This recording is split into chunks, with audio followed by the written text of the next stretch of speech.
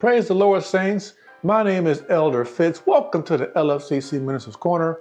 In this video, we continue our series on the Inductive Bible Study Method, or you may hear me use the acronym of IBS.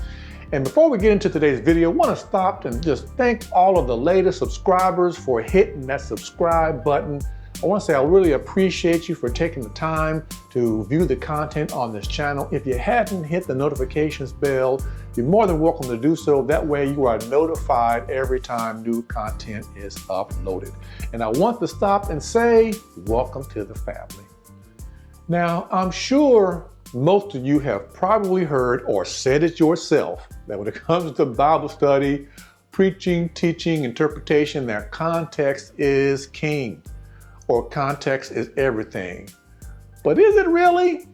Oh, you better believe it is. Context is very important.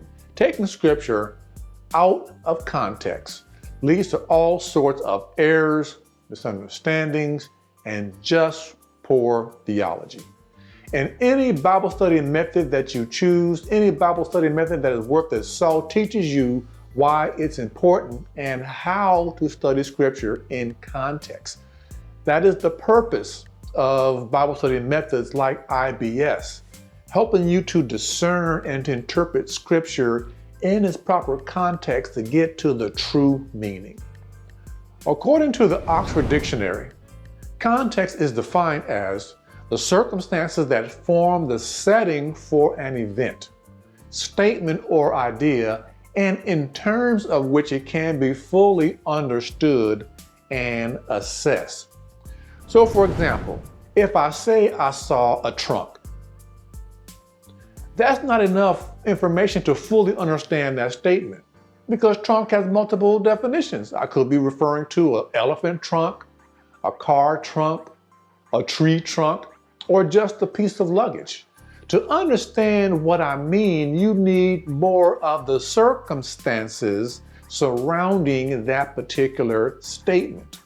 So if I go on to say, well, I saw a trunk at the zoo, well, now I've just added more context, more information surrounding that statement. And that now gets us closer to what I mean, right? Not all the way, because I need to add more context, because you can see a car trunk at a zoo in the parking lot, or you can see somebody carrying a piece of luggage. But still, you already begin to form a meaning in your mind, because when you think zoo, you think elephant. So that's just an example of just an everyday English language, how context is very important. And all of us speak and communicate in context, because if we didn't, nobody would understand what we were saying. So now let's kind of shift over to how context is defined in terms of the observation phase in IBS, or Inductive Bible Study. Now, this following quote is from the book, How to Study the Bible. Links in the description down below. And it says, it's the words, phrases, and sentences surrounding a particular word, phrase, or sentence.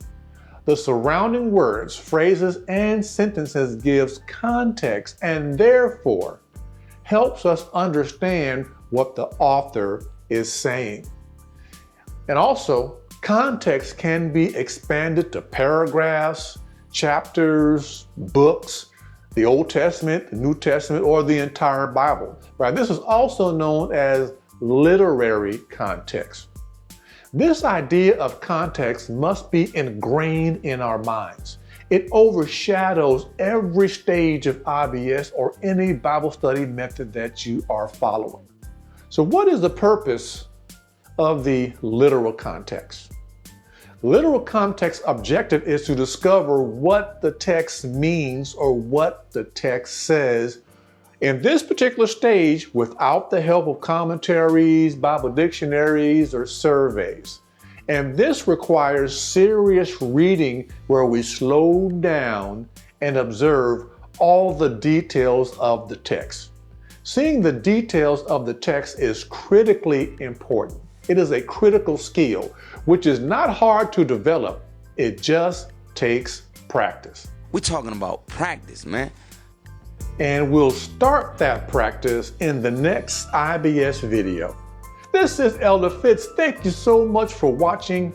May the Lord bless you and keep you is my prayer. See you in the next video.